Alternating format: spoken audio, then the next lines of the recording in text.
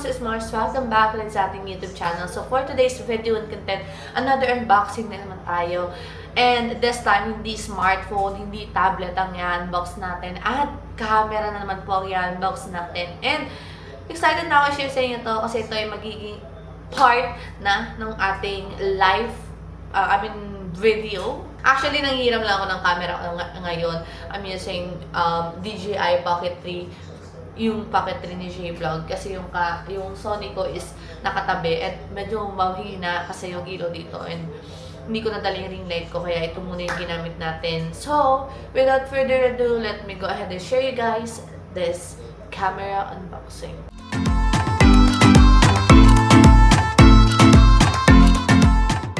So, ito na yung DJI Osmo Pocket 3 natin, Creator Combo. So, online, mga Mariko, naka-sale na lang po sila. Nasa worth 30,000 plus na lang po itong ating Pocket 3. So, dalian nyo na habang may stocks pa sila kasi sobrang daling maubos ng stock lately ng Pocket 3 natin. And if gagamitin nyo pa yung voucher na meron tayo dyan sa ating video sa left bottom part, mas mura nyo pa lalong mabibili itong ating DJI Osmo Pocket 3.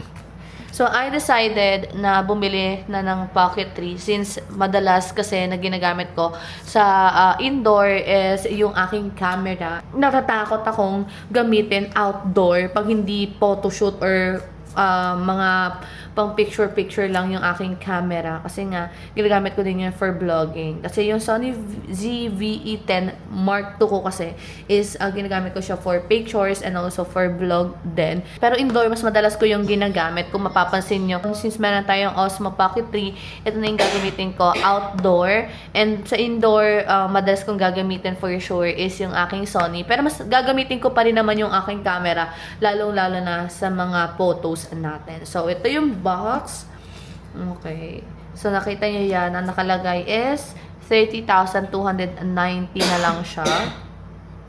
Pero originally, nasa around 35 plus po ito or 37 if I'm not mistaken. So, open na natin yung box. Na-check ko na to earlier para syempre tinignan ko din kung kumpleto siya or kung may something nasira para maibalik natin agad-agad. Pero huwag kayo mag-alala kasi yung voucher or yung link na ilalagay ko dyan mga Mariko is trusted seller na po natin. So, meron tayo ditong manuals. Ayan. Pag bumili kayo nito, mag-download na din kayo ng DJI Mimo. Doon nyo kasi pwede din i-access yung ating Pocket 3. And meron tayong sticker from DJI also. So, meron tayong user guide dito na iba't ibang languages. So, hindi kayo mahihirapan. And then, this one is yung ating case. So, ito yung case natin. This is the hard case. Protector to para sa inyong DJI Pocket 3. So, later on ko na yan ikakabit. Let's just focus sa aking mahiwagang bag. May bag. So, ito na yung ating bag. Ang cute, no? May pa-bag siya. So, hindi mo na kailangan bumili ng case or bag para sa iyong DJI kasi meron na siyang kasamang bag for your camera. And look at the bag. Ayan. Ang ganda ng bag niya. Very plain and very compact. Anywhere pwede mo siyang ilagay. So, let's start first. Of course, itatabi ko muna si camera and then ilalagay ko muna siya sa gilid. We have to be careful. So, ito yung ating microphone. We have one microphone in here. And then, we also have a standalone stand. Standalone stand. Ayan. So, madalang ko lang for sure gagamitin to for indoor contents lang. Kasi meron akong Ulanzi na tripod. Yun kasi yung ginagamit ko sa camera ko and also sa aking phone. So, meron tayong extender dito. Ayan.